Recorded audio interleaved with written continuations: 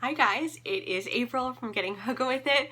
Today I'm going to be talking about stalkers, but in particular female stalkers. And to me, female stalkers are way more terrifying than male stalkers because it's so rare. Like, women being scary is rare to me, and so that is much more terrifying to me. At least in my imagination.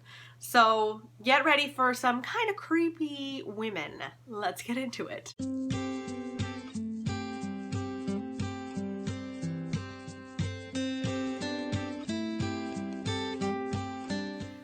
Okay, so I need to start with the book that was the most serendipitous thing in the world. I had planned to do this video about female stalkers. I'd written my list of the books I wanted to talk about, and then I came home on Friday night. It's Saturday when I'm filming this. Came home Friday night. Simon & Schuster Canada had sent me a package with 3 thrillers. One of the thrillers is a female stalker. What in the world? So I'm going to start out with that one. I haven't read this book, but I'm going to. It's called Looker by Laura Sims. And this is about a woman who is just not doing well in her life. She is unhappily childless, which I can understand. She's recently separated, and she becomes obsessed with her neighbor, who's this beautiful actress, and she can't stop thinking about her. She finally meets this actress at a neighborhood block party, and that is the catalyst for madness to ensue. It sounds great. It's very short, less than 200 pages. This might be a book that I pick up for Thrillerathon. I just couldn't believe this landed in my mailbox when I was doing this kind of video. So thank you, Simon & Schuster Canada. Another book that I have talked kind of ad nauseum about with you guys that includes a female stalker is Tangerine. This book is also historical fiction. It is slow burning thriller, but it's seething and the tension mounts, and you're wondering throughout this what the dynamic between these two women are and their history. We in this book are following Alice and Lucy. So Alice has moved to Tangier. I think it's 1950 something. She moves to Tangier with her husband, who's kind of a jerk. She really doesn't explore Tangier, which is a shame because it's meant to be gorgeous. But she moves there, and suddenly her old college roommate, Lucy, shows up. And they had a falling out, and you find out what the falling out was about in college.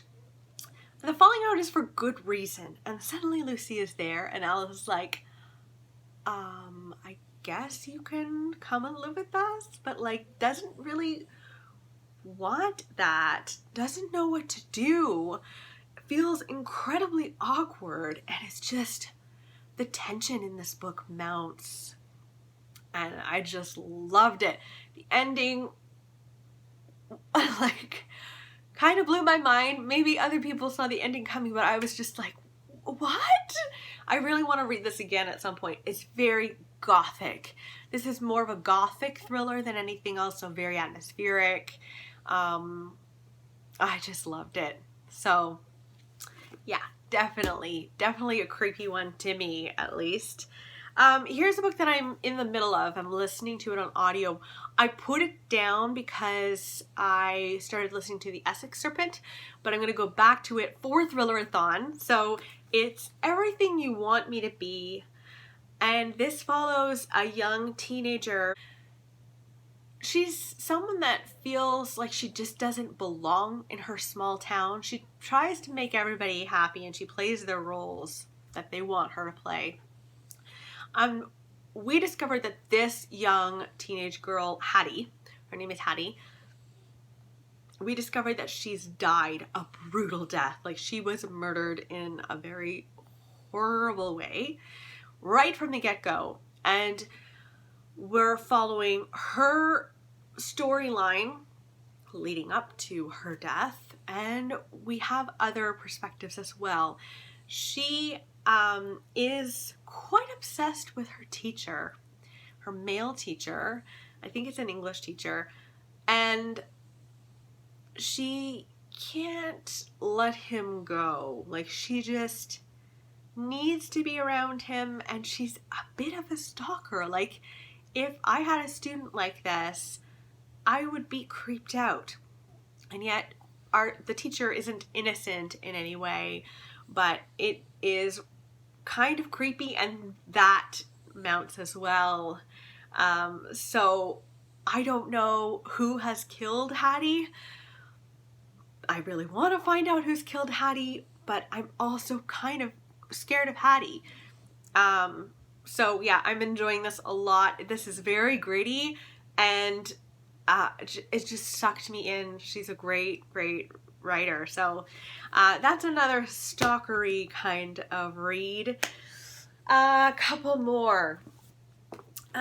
Okay, so this one I don't know if a lot of people would categorize as a female stalker, but I don't know. I think it does. The Woman in the Window by A.J. Finn. A.J. Finn has been in the news and has been getting a lot of heat. And if you haven't heard about the heat surrounding A.J. Finn, I mean, just do a little Google search. It's a really interesting, strange story. I don't know if it's true or not, but in any case, he's going through some major stuff right now in the news. But his book, The Woman in the Window, is about a woman who is agoraphobic. She stays inside all the time. She is a drinker, and basically what she does during the day is watch black and white movies and watch her neighbors. And one night, she sees something in one of her neighbor's windows that looks like something bad went down over there. And she becomes obsessed and thinks that she's the only person who can solve it. But when I think about this book, like, looking back on it, how creepy would it be if every time you looked out the window, you're just, making dinner, you looked out the window, your female neighbor was staring at you. And that is what's happening in this book, but we're reading it from her perspective, so you don't think of it that way, but I don't know. She's a bit of a stalker, just obsessed with her neighbors. And I just thought that was kind of interesting in retrospect. I don't know if this is like a classic female stalker story, but to my mind now, it kind of is. It kind of is if you think about it from that vantage point. Okay, another book that I just recently read is The Secretary by Renee Knight. This one is coming out February 19th.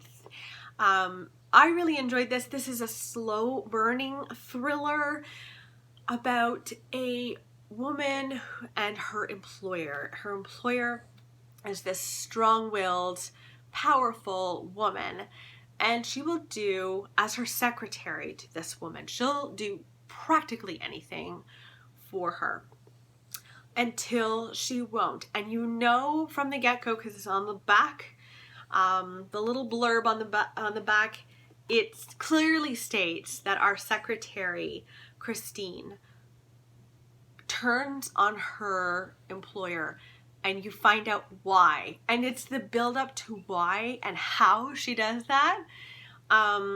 This is definitely a book that I could see a lot of people putting down because it's slow, and it really is about the relationship between these two women. The employer is incredibly manipulative, like bad employer.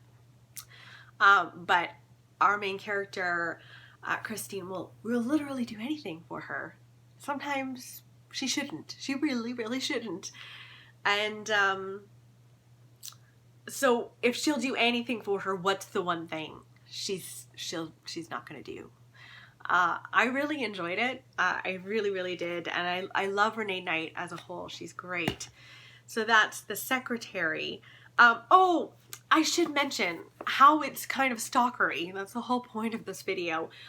Christine is obsessive with making her employer happy. She knows everything about her employer, all of her tics, everything. And while to her mind it might suggest that she's doing a very good job, I think to everybody else it's like, why do you know so much about her? And like, why are you so detailed about everything?